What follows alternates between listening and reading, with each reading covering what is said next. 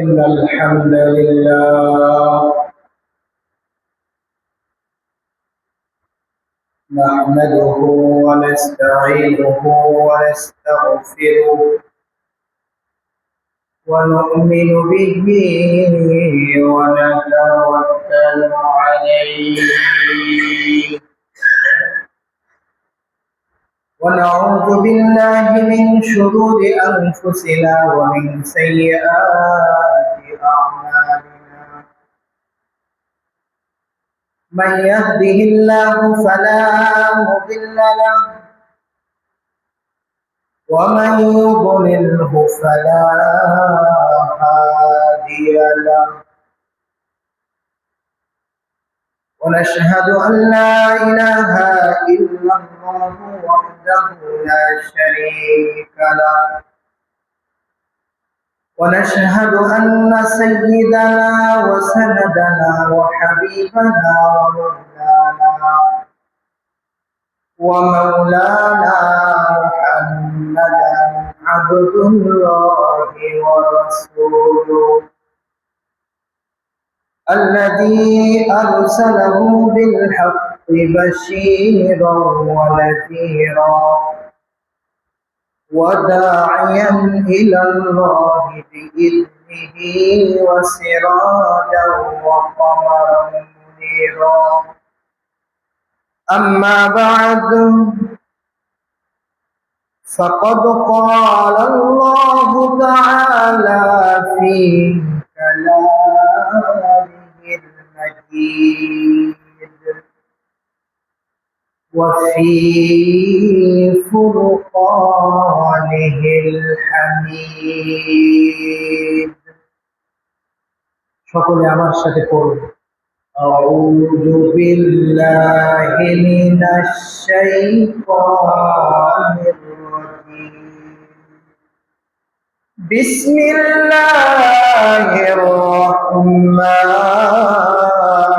الرحيم. يا أيها الذين آمنوا قوا أنفسكم وأهليكم نارا وقودها الناس والحجارة عليها ملائكة غلاظ شداد لا يعصون الله ما أمرهم ويفعلون ما يؤمرون. صدق الله العظيم وصدق رسوله النبي الكريم ونحن على ذلك لمن الشاهدين والشاكرين والحمد لله رب العالمين. سبحانك لا علم لنا إلا ما علمتنا إنك أنت العليم الحكيم. اللهم صل على محمد النبي الأمي وعلى آله وسلم تسليما. الحمد لله. মহান রব্বুল আলামিনের দরবারে অসংখ্য অগণিত শুকরিয়া জ্ঞাপন করছি, যিনি আমাকে আপনাকে দুনিয়ার সমস্ত কাজ থেকে ফারেক করে পবিত্র জুমার দিনে জুমার নামাজ পড়ার জন্য আল্লাহ তাআলার ঘর মসজিদে হাজির হওয়ার মতো তৌফিক দান করেছেন এবং কোরআন ও সুন্নাহ থেকে কিছু কথা বলার এবং শ্রবণ করার মতো তৌফিক দান করেছেন। এজন্য আমরা অন্তরের অন্তরস্থল থেকে মহান রব্বুল আলামিনের দরবারে কালিমাতুশ শুকর আদায় করছি। সকলে আমার সাথে উচ্চ আওয়াজে বলুন আলহামদুলিল্লাহ। সম্মানিত হাজরিন, আমি আপনাদের সামনে কোরআনুল কারীমের 62 নম্বর সূরা, 28 নম্বর পারা, 19 নম্বর পৃষ্ঠা, 13 নম্বর লাইন, 6 নম্বর আয়াত তিলাওয়াত করেছি। আল্লাহ রাব্বুল আলামিন এই আয়াতের মধ্যে বলেন, ইয়া আইয়ুহাল্লাযীনা আমানু কু আনফুসাকুম ওয়া আহলিকুম নারা। আল্লাহ রাব্বুল আলামিন কাফেরদের বলেন নাই, মুশরিকদের বলেন নাই, শুধুমাত্র যারা আল্লাহকে বিশ্বাস করে, আল্লাহকে রব হিসাবে মানে, আল্লাহকে লালন কর্তা, পালন কর্তা, হায়াত দাতা, রিজিক দাতা, সর্ব বিষয়ে রব হিসাবে বিশ্বাস করেছেন আল্লাহ রাব্বুল আলামিন ওই সকল ঈমানদার বিশ্বাসীদেরকে বলেন, হে ঈমানদারগণ, তোমরা নিজেরা আগুন থেকে বাঁচো এবং পরিবার পরিজনকে বাঁচাও সেই আগুন থেকে, যার জ্বালানি হবে মানুষ আর পাথর। তাতে নিয়োজিত আছে কঠোর স্বভাব, কঠিন হৃদয় ফেরেশতাগণ, যারা আল্লাহ তাআলার কোন হুকুমে তার অবাধ্যতা করে না, তারা সেটাই করে, তাদেরকে যা নির্দেশ করা হয়। এটা বললাম এই আয়াতের অর্থ। এই আয়াতের অর্থ মুহতারাম হাজিরিন, তাফসীরের মধ্যে হযরত আলী রাদিয়াল্লাহু তাআলা আনহু থেকে বর্ণিত, ও আনফুসাকুম ওয়া আহলিকুম নারা আল্লিমুহুম ওয়া আদিবুহুমুল খায়র। হযরত আলী রাদিয়াল্লাহু তাআলা আনহু বলেন, নিজেকে এবং পরিবার পরিজনকে জাহান্নামের আগুন থেকে বাঁচাও। এর অর্থ হচ্ছে পরিবার পরিজনকে দ্বীনি শিক্ষা দাও, আদব শিক্ষা দাও, তাহলে জাহান্নাম থেকে বাঁচতে পারবে। মুহতারাম হাজিরিন, দ্বীনি শিক্ষা কি?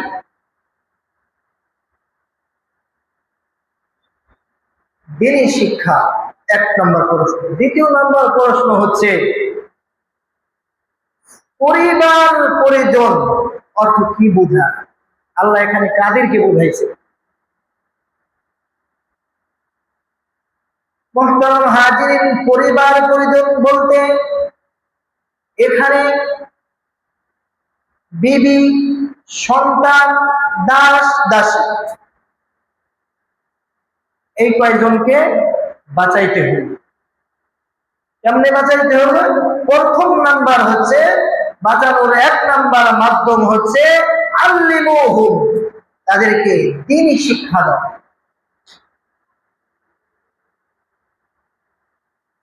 এরপরে আল্লাহ পাক রব্বুল আলামিন বলেন, জাহান্নামের আগুন বড় ভয়াবহ আগুন হবে,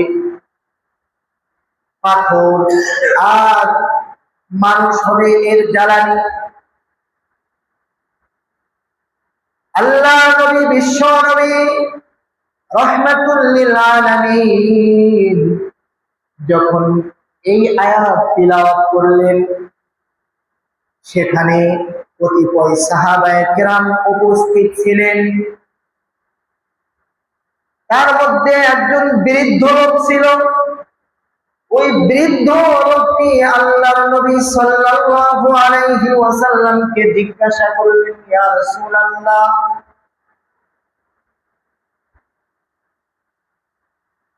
ওয়াকুদুহান নাস ওয়াল হিজারা, এই আয়াতের মধ্যে পাথরের কথা বলা হয়েছে। এই পাথরটা দুনিয়ার পাথরের মতো। জিজ্ঞাসা করলেন যে এই পাথর কি দুনিয়ার পাথরের মতো হবে? আল্লাহ নবী উত্তর দিলেন, যার হাতে আমার প্রাণ, ওই আল্লাহর শপথ করে বলছি, জাহান্নামের পাথরের একটা খণ্ড দুনিয়ার মধ্যে যত পাহাড় পর্বত আছে এর থেকে বড় হবে। এই কথা শুনে ওই বৃদ্ধ লোকটি জায়গায় মাটিতে লুটিয়ে পড়বে। সারা পৃথিবীর মধ্যে যত পাহাড় পর্বত আছে,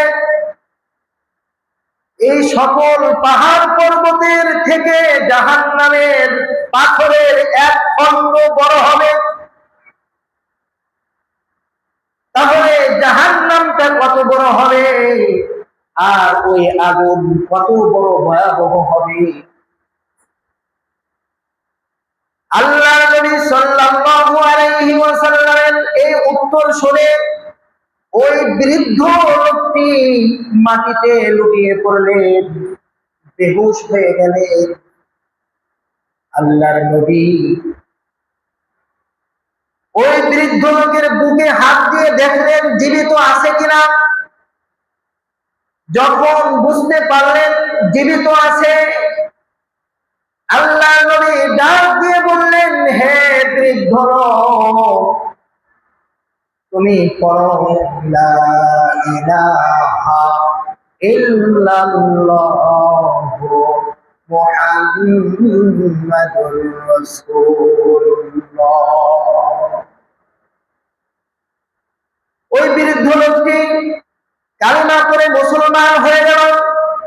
আল্লাহর নবী বললেন, জান্নাতের সুসংবাদ গ্রহণ করো।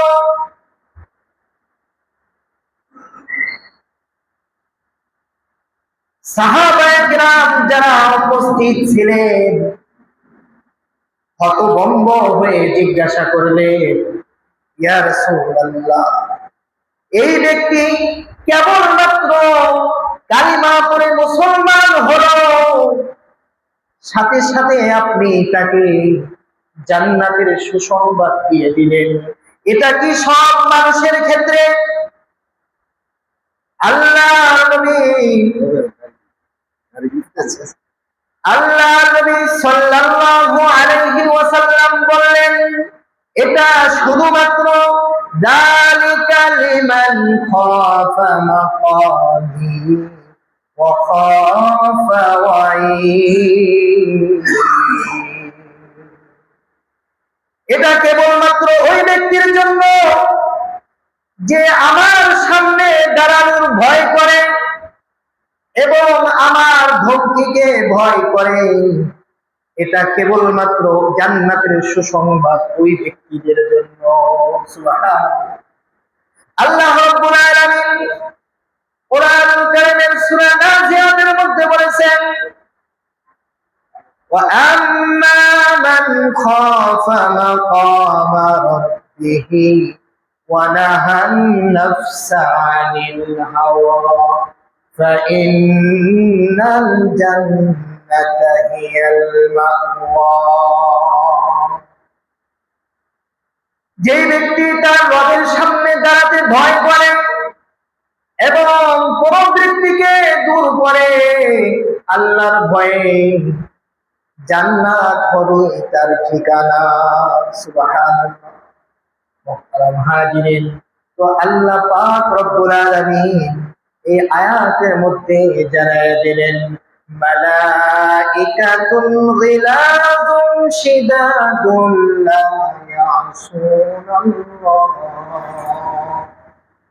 লা ইয়াসুনাল্লাহা মা আমারাহুম ওয়া ইয়াফআলুনা মা ইউমারুন।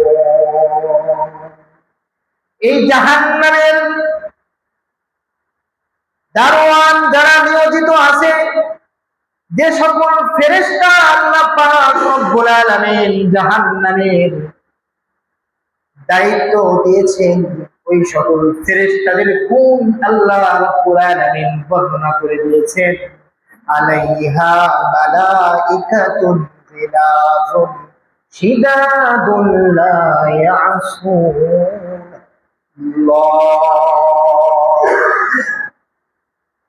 আল্লাহ রাব্বুল আলামিন বলেন ওই সকল ফেরেশতা হবে কঠোর স্বভাব, এমন তাদেরকে দেখতে হবে চেহারা কালো, চোখগুলো হবে বড় বড়, তাদের দেহের আকৃতি হবে, তাফসীরের মধ্যে এসেছে একটা পাখি 2 মাস পর্যন্ত উড়ে তাদের এক পাশ থেকে অন্য পাশে যেতে পারবে না, এত বড় হবে দেহের এক পাশ থেকে অপর পাশ দূরত্ব। মালাইকাতুন গিলাযুন শিদাদুন লা ইয়াসুনাল্লাহ, তাদের স্বভাব হবে কঠোর, তাদের কাছে কোনো কথা বলা যাবে না, কোনো কথা বললেও তারা শুনবে না,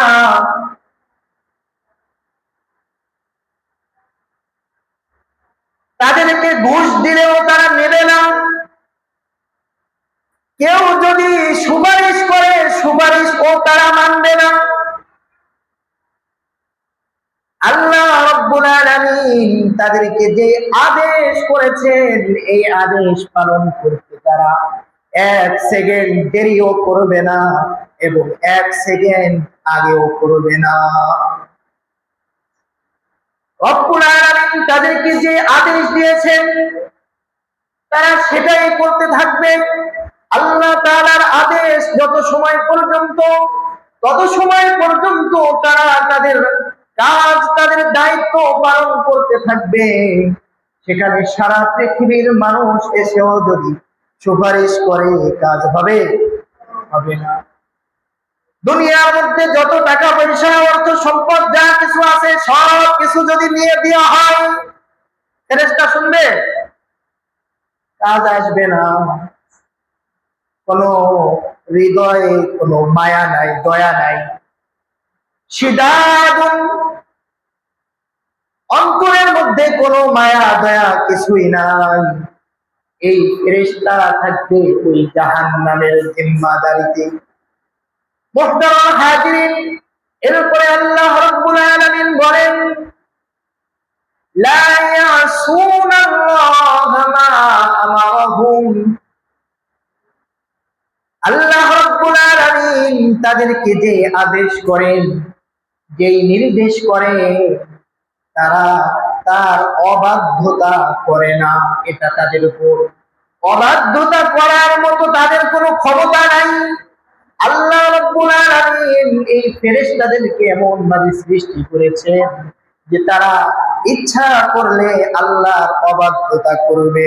এই ক্ষমতা, এই শক্তি আল্লাহ তাদেরকে দেন নাই। এই শক্তি শুধুমাত্র দিয়েছেন মাখলুকাত, জিন এবং ইনসানকে, যে আল্লাহর অবাধ্যতা করতে পারবে। কারণ আল্লাহ রাব্বুল আলামিন জিন এবং ইনসানকে দুনিয়ার মধ্যে যতটুকু হায়াত দিয়ে পাঠিয়েছেন, এই হায়াতটুকু তাদের জন্য পরীক্ষা। মুহতারাম হাজিরিন, এরপরে আল্লাহ রাব্বুল আলামিন বলেন ওয়ায়াফআলুনা মা ইউমারুন, তাদেরকে যে নির্দেশ দেওয়া হয় তারা সেই নির্দেশ পালন করতে থাকে। যত সময় পর্যন্ত আল্লাহর আদেশ না আসবে তত সময় পর্যন্ত তারা সেটা করতেই থাকবে। তাদের মধ্যে কোনো ক্লান্তি আসবে না। পরিশ্রম যতই করো, কোনো বিশ্রামের সময় তাদের নাই। যত সময় পর্যন্ত আল্লাহর অর্ডার না আসবে থামো, তত সময় পর্যন্ত তারা জাহান্নামের আগুনের মধ্যে তাদেরকে শাস্তি দিতে থাকবে।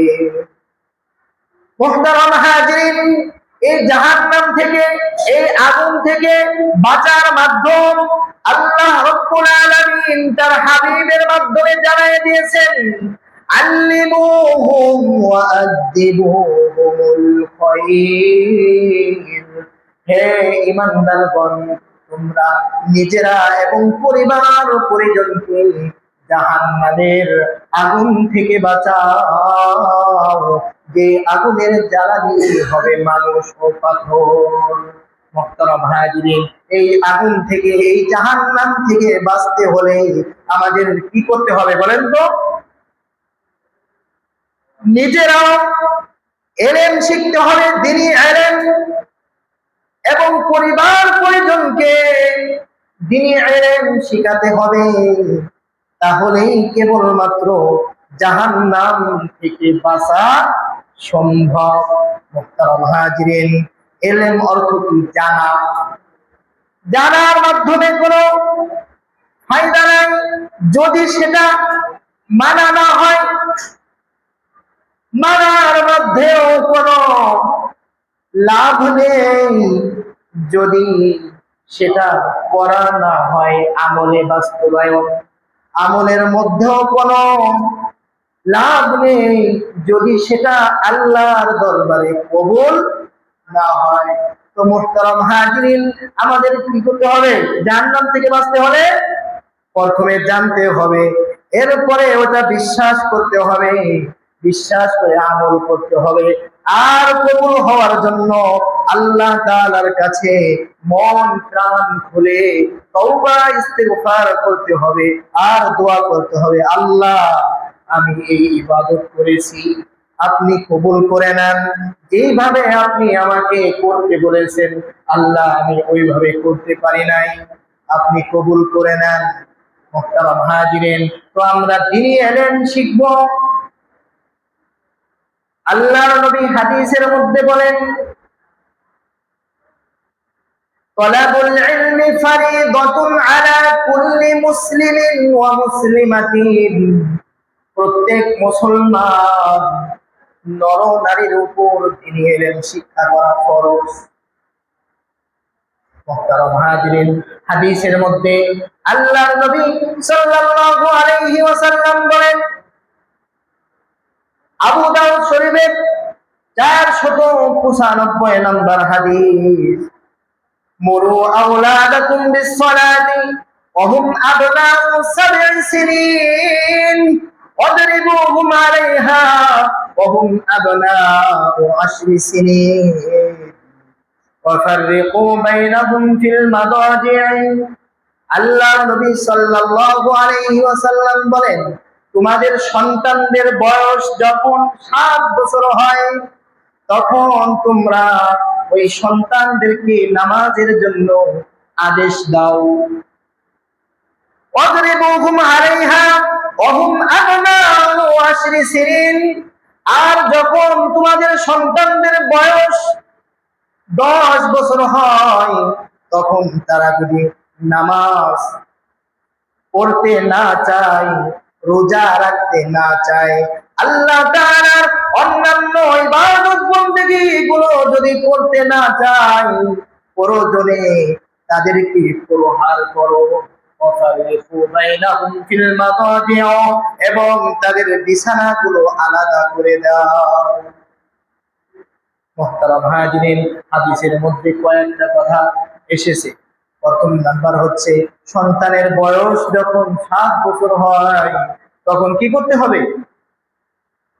শুধু কি নামাজের আদেশ? ফুকাহায়ে কেরাম লিখেছে, একটা সন্তান যখন 7 বছর বয়সে উপনীত হয়, তখন তাকে নামাজের জন্য, রোজার জন্য, অন্যান্য যে বিধানগুলো আল্লাহ তাআলা ইমানদার মুসলমানদেরকে দিয়েছেন, ওই বিধানগুলো পালন করার জন্য আদেশ করতে থাকে। 10 বছর বয়স হলে যাতে তাকে আর বলতে না হয়, সে নিজে নিজেই যেন আল্লাহ তাআলা যে আদেশগুলো, ওই আদেশগুলো পালন করতে অভ্যস্ত হয়ে যায়, আল্লাহ তাআলার যে নিষেধগুলো, ওই নিষেধগুলো বর্জন করতে অভ্যস্ত হয়ে যায়। মুহতারাম হাজিরিন, এজন্য আমাদের সর্বপ্রথম কাজ হলো নিজেরা ইলম শিখব, পারবো তো ইনশাআল্লাহ, এবং পরিবার পরিজনদেরকে, সন্তানদেরকে দ্বীনি ইলম শিক্ষা দিব। দ্বীনি ইলম শিক্ষার জন্য কোন জায়গায় পাঠাইবো? স্কুলে, কলেজে, ভার্সিটিতে? এখানে কি দ্বীনি ইলম শেখানো হয়? কি বলেন? দ্বীনি ইলম শেখানো হয় কোথায় বলেন তো? আপনাদের মুখ থেকে, আপনাদের জবান থেকে শুনতে চাই, দ্বীনি ইলম শেখানো হয় কোথায় থেকে? মাদ্রাসা থেকে। মুহতারাম হাজিরিন, তো এই মাদ্রাসায় পড়াইলে কি হইব? মাদ্রাসায় পড়াইলে লাভ কি? প্রথম নাম্বার লাভ হলো জান্নাত, জান্নাতে যাওয়া যাবে, জাহান্নাম থেকে বাঁচা যাবে। মুহতারাম হাজিরিন, অনেকের মধ্যে এরকম আছে যে নিজের সন্তানকে মাদ্রাসায় দিয়েছে,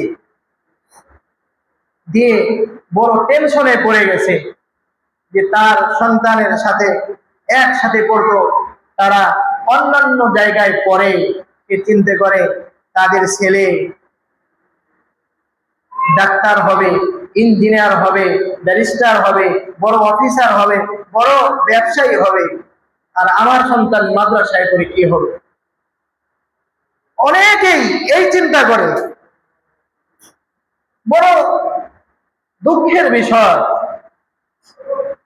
যে এই চিন্তা করে, তাদের মাথায় এই চিন্তা আসে। আর কিছু মানুষ আছে, তাদেরকে বোঝায় যে তোমার এই সন্তানরা মেধাটা খুব ভালো ছিল, হুজুরদের কথা শুনে মাদ্রাসায় দিয়েছো, যদি অন্যান্য শিক্ষা প্রতিষ্ঠানে তার শিক্ষার জন্য ব্যবস্থা করতে, তাহলে দুনিয়ায় সুখ পাইতে, ভালো কিছু দেখতে পারতে। অন্যান্য মানুষগুলো এইভাবে তাকে বুঝাইতে থাকে।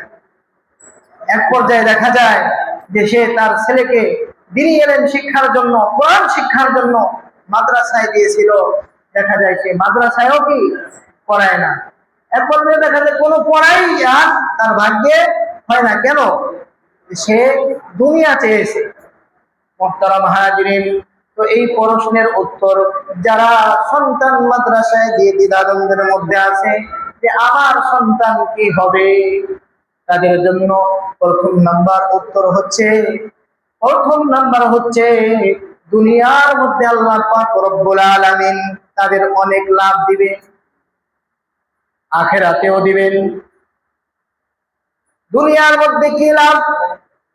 আপনার সন্তানকে যদি, আপনার কলিজার টুকরা সন্তানকে যদি কোরআন শিক্ষা দেন, আপনার সন্তানের মধ্যে যদি কোরআনের নূর থাকে, কোরআনের শিক্ষা থাকে, তাহলে এই সন্তান কোনদিন আপনার নাফরমানি করবে না। মুহতারাম হাজিরিন, আপনার সন্তানকে যদি আপনি কোরআন শিখান, আপনার সন্তান কোনদিন আপনার অবাধ্য হবে না। আপনার সন্তানকে যদি কোরআন শিক্ষায় শিক্ষিত করেন, তাহলে এই সন্তান কোনদিন চোখ রাঙা করে, চোখ লাল করে রাগের সাথে আপনার সাথে কখনো কোনো কথা বলা তো দূরের কথা, আপনার দিকে রাগের সাথে তাকাবেও না। কেন? কোরআনের শিক্ষা, কোরআনের নূর তার মধ্যে ঢুকেছে। মুহতারাম হাজিরিন, আপনার সন্তানকে যদি কোরআনের শিক্ষায় শিক্ষিত করেন, তাহলে আপনার সন্তান কোনোদিনও আপনার মান সম্মান নষ্ট করবে না, বরং মান সম্মান দুনিয়া এবং আখিরাতে আপনার সন্তানের মাধ্যমে বৃদ্ধি পাবে। আল্লাহ রাব্বুল আলামিন কোরআনের মধ্যে বলেন, ইয়ারফা'িল্লাহু আল্লাযীনা আমানু মিনকুম ওয়াল্লাযীনা উতুল ইলমা দারাজাত। তোমাদের মধ্য থেকে যারা ঈমানদার এবং যাদেরকে ইলম দান করা হয়েছে, আল্লাহ রাব্বুল আলামিন তাদের মর্যাদা, তাদের সম্মান বহু গুণ উঁচু করে দেয়।